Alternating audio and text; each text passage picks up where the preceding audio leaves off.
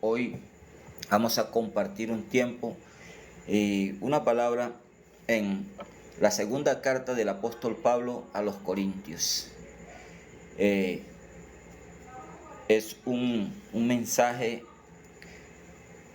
de un momento bastante difícil que estaba pasando el apóstol Pablo y comienza a defender su ministerio y hace una serie de aseveraciones allí de ciertas cosas que le habían sucedido. Y vamos a concentrarnos el día de hoy en el capítulo 12 de la segunda carta del apóstol Pablo a los Corintios. Vamos a estar leyendo desde el verso 7 y hasta el verso 10. Y dice así: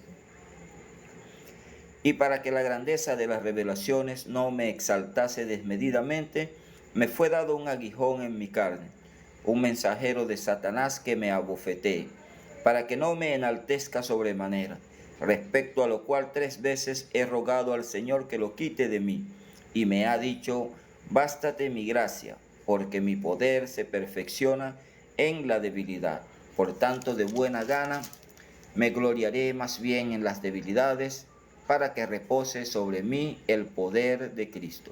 Por lo cual, por amor a Cristo, me gozo en las debilidades, en afrentas, en necesidades, en persecuciones, en angustias, porque cuando soy débil, entonces soy fuerte. Voy a leer esta última afirmación que hace el apóstol Pablo: porque cuando soy débil, entonces soy fuerte. Esto es el apóstol colocando allí, en ese momento de su vida, de varios ataques. Salía en defensa el apóstol Pablo de varios ataques que venía sufriendo en contra de su ministerio apostólico.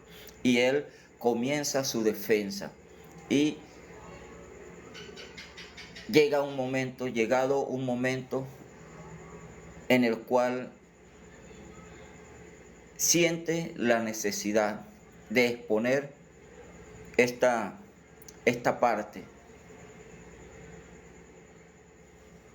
En un momento dice el apóstol Pablo que conocía a un hombre, empezando el capítulo 12, que hace cierto tiempo había sido subido hasta el tercer cielo. En el cuerpo no lo sé, si en el espíritu no lo sé, pero había sido subido al tercer cielo.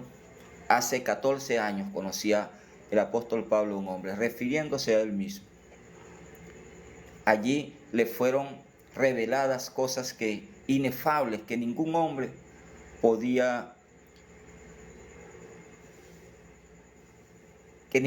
había escuchado en ningún momento. Pero él fue arrebatado al tercer cielo. Voy a excusarme un momento. Voy a leer un comentario de una persona que se está sumando aquí. Está pidiendo oración por un hombre. Bueno, déjeme interrumpir un momento para hacer una oración por este señor Juan Ramón, que compró una casa, dice allí.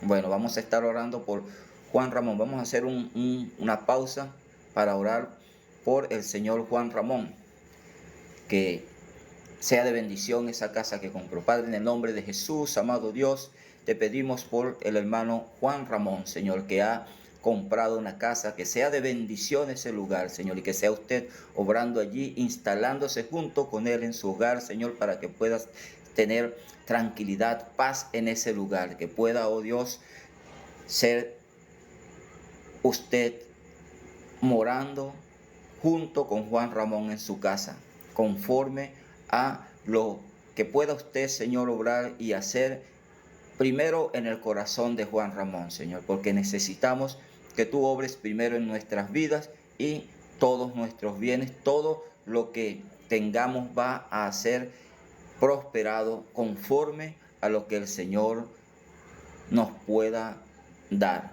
Por eso en esta noche, oh Dios, te pedimos por Juan Ramón, que pueda ser bendecido, Señor, y pueda estar allí confiado de que tú estás con él, habitando allí en ese lugar. Te lo pedimos en el nombre de Jesucristo nuestro Señor. Amén. Bueno, continuamos. El apóstol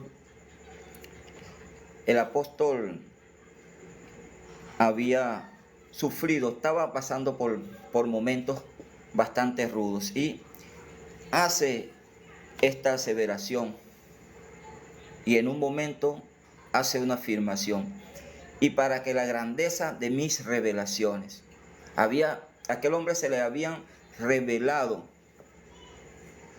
muchas cosas y para que no se engrandeciera, porque a veces nos sucede, nosotros empezamos a servirle al Señor, comenzamos a caminar una vida cristiana, comenzamos a enrumbarnos y vivir conforme a lo que el Señor ha establecido.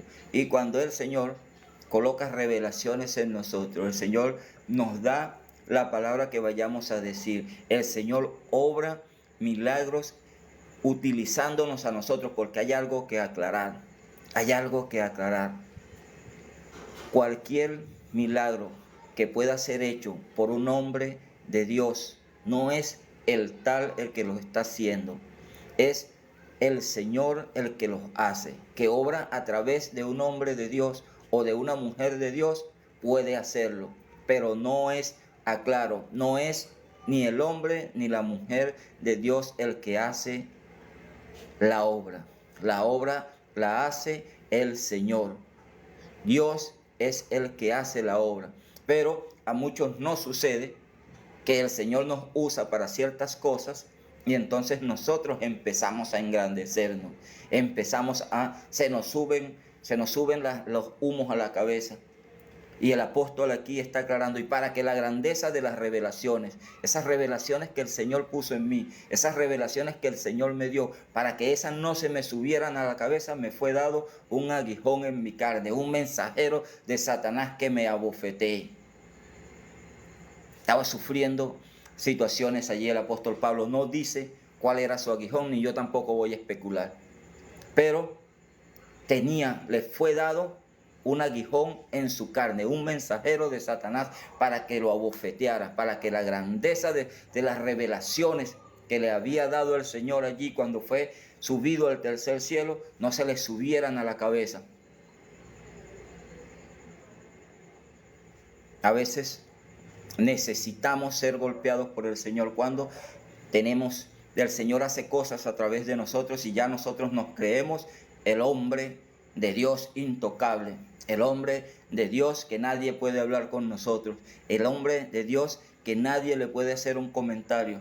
Y resulta y pasa, mis amados oyentes y hermanos que me escuchan, que el que hace las obras a través de nosotros es Dios. Y la gloria en todo momento debe ser para Dios.